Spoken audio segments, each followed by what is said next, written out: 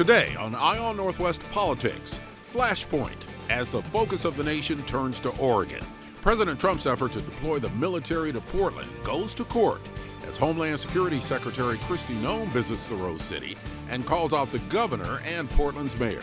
They are absolutely covering up the terrorism that is hitting their streets. Portland, Oregon, where it looks like a war zone. Portland's police chief making calls for unity. I believe that communication is the first step to resolving our differences.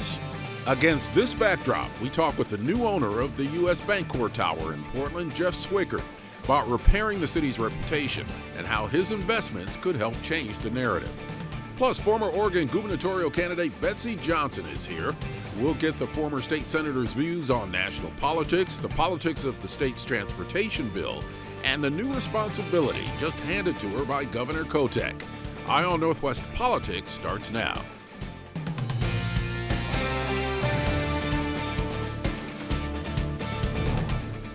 Thanks for joining us. This is Eye on Northwest Politics. I'm Ken Boddy. Let's get right to your top political headlines.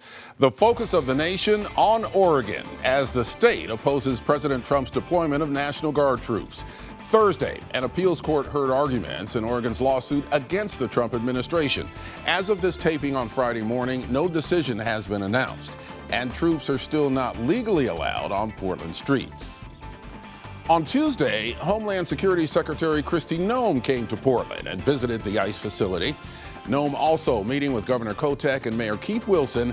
She later said at a D.C. roundtable the leaders are, quote, covering up terrorism. On Monday, President Trump said he's considering invoking the Insurrection Act to justify sending federal troops into Portland. The move would give the president extraordinary powers to use military force in American cities. It was previously used in the Rodney King riots of 1992 in Los Angeles. From the homeless problem to concerns about public safety to the president calling Portland a war zone, the Rose City's reputation has taken a beating lately. Add to that a tough business environment and a downtown office vacancy rate that's among the highest in the nation at around 35%. Against that backdrop, an auto magnate named Jeff Swickard is moving ahead with major investments in the city. A few months ago, Swickard purchased the U.S. Bancorp Tower, otherwise known as Big Pink, at a bargain price of $45 million.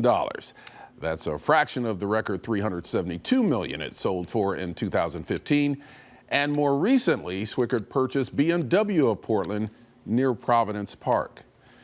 The University of Oregon graduate Jeff Swickard joins us from his headquarters near Las Vegas to talk about why he's bullish on Portland despite its issues. Jeff Swickard, welcome to Eye on Northwest Politics.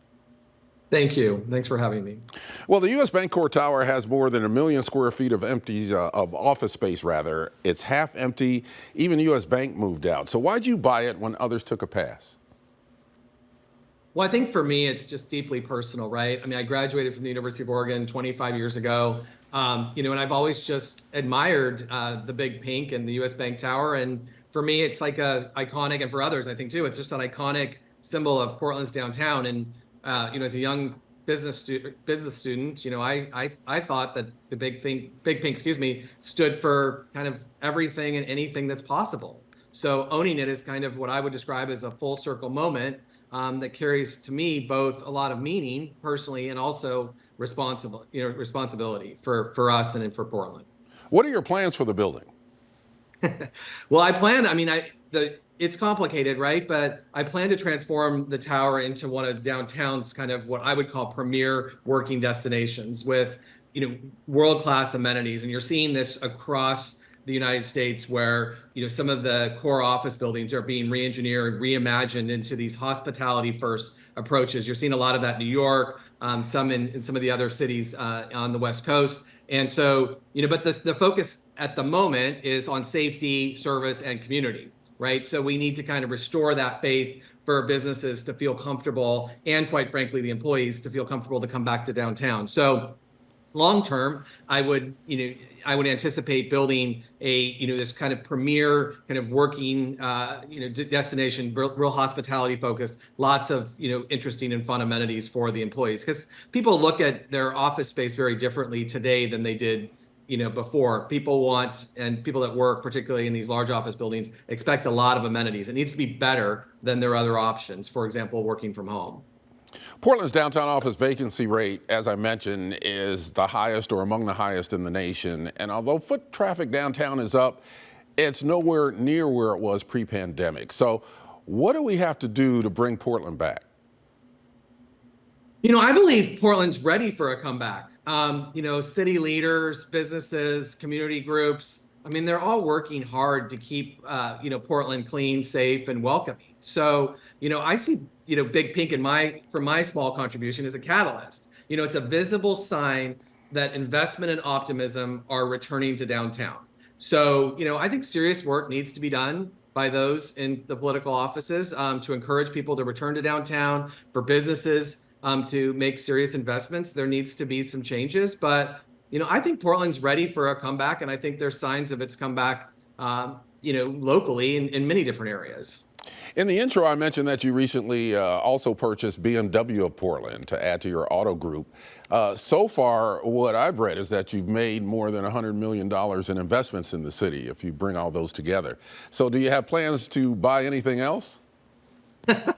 Well, I'm a believer in Portland, and Portland means a lot to me personally. And so, yes, I will continue to invest in Portland, and I will continue to do everything I can to help revitalize Portland. But it isn't something that one company or one person can do alone. It requires all of us working together. And we're working alongside of other legacy families in Portland that own or may continue to buy real estate. We're trying to work together to design ways to bring people back downtown and help young professionals see Portland as an attractive place to work and live. And so there are some changes that probably need to happen at some point, but my vision for Portland is, once again, to be known for its creativity, its vibrancy, the opportunity that Portland has that's unique to Portland. And I want the Big Pink to be part of that comeback story, and so we want to be on the front of that. In leadership, that means just, it means just showing up, doing the work, helping build the city where families, businesses, and neighborhoods kind of thrive together. And I think that the Big Pink is a perfect catalyst for that. And so we're putting our work behind it. We're showing up, and I'm working alongside of some really talented, other families that have been investing in Portland for years. And there's a lot of really good ideas. I have a lot of admiration. I think Bob Day, the chief of police, is terrific. I think he's doing an incredible job, and public safety is at the top of, everyone's list. And I think I have a lot of faith in him, and so much faith that I would, continue to invest. I also have faith in the governor. I think she's doing a lot of great work, and I think her heart, the job is hard, but I think they're going to figure it out, and I think Portland will come back. It will take some changes. And Betsy's probably more capable of talking about that in a bit, but I think that I want to do my part, and my part as a business owner and as a commercial real estate investor in this case is to invest and to show up and to bring forth ideas that can help the city. So I'm excited about Portland, and I think Portland means a lot to me because of being a University of Oregon graduate and just being in Portland in a very critical time of my life. Portland's reputation now is really being challenged. When President Trump talks about Portland being a war zone, it resonates with a lot of people concerned about public safety downtown. So what is your viewpoint of this narrative that the nation is seeing about Portland right now? It's hard to watch on television because the Portland that I know and love is different than what I'm seeing on television. And so, and like many, scenarios, that are described on television sometimes or on social media or whatever, are often, more dramatic than in reality. And I think, it saddens me to see that divide. It saddens me to see that we can't work together to come up with some solutions. And I think Bob Day's, the chief of police's quote is right. I think it's time for unity. I think it's time for us to work together to make, all of our cities better. And in this case, a city I care deeply about, Portland. So, I think it just, from a personal level, it saddens me to see the narrative about Portland. And I think Portland is better than what's represented on television. at the moment.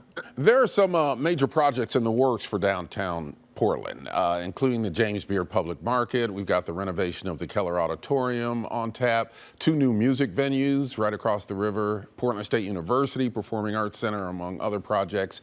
What are your views of those kinds of projects and whether they can join you in being catalysts to the city's comeback?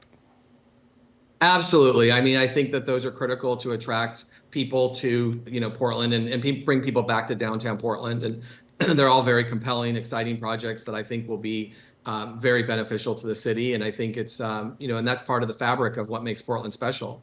I also think that, and I really hope that we can correct some of the burdens that are on some of the young professionals and families coming into Portland. I mean, the taxation on some of these young professionals is really extraordinary. And so, they have to make choices that are unfair for a young professional and their family. So, and they're making a choice right now to not come to Portland. They'd rather work in a suburb or potentially work in an environment where, there isn't such a heavy burden on them. So I'm hoping also that we can, focus on, improving the city in terms of its infrastructure and the amenities it offers to people coming to Portland, but also I hope that the burden at some point can be relieved on these young professionals and their families, because it's really a lot. And you're talking mainly about, taxes, fees, those kind of things. I understand. Correct.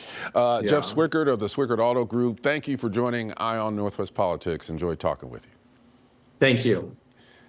Next, a former state senator who ran for governor gives her take on the state of politics in Oregon and the nation today. Betsy Johnson now embarking on a new role in a position she was appointed to by her opponent from 2022, Governor Tina Kotek. My talk with the outspoken and plain-spoken Betsy Johnson right after the break.